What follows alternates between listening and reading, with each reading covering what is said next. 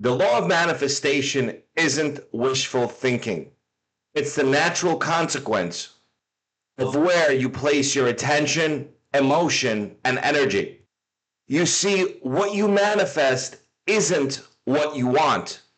It's what you are on a vibrational level.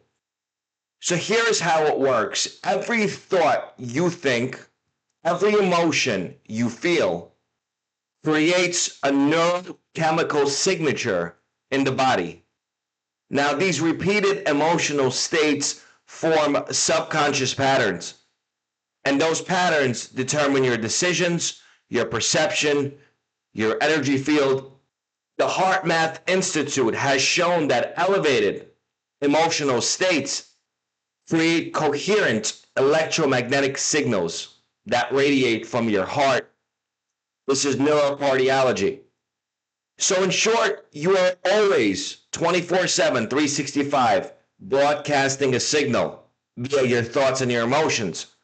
And that signal attracts matching patterns in the field. In quantum physics, the observer effect reveals that consciousness shapes reality. Your thoughts, emotions, and beliefs are the act of observation. The Higgs boson shows us that particles get their mass from the field. Everything is energy. Your awareness, your habitual thoughts, emotions, beliefs, collapse experiences from the field. That's how you create from potential to experience. So when your inner world, your thoughts and emotions stay locked into a certain frequency, the outer world organizes itself to match. This is not magic. This is not fairy dust. It's the mechanics of the mind and the field.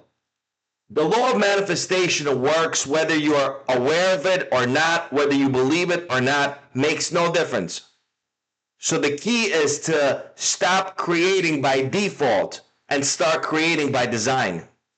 You see, you must master rewiring your subconscious, neuroplasticity, regulating your emotions independent of the environment, and aligning your energy. And that's when the science of manifestation makes it predictable. That's when intention meets resonance and reality starts bending towards you. Inner work is required. I'll see you in the next video.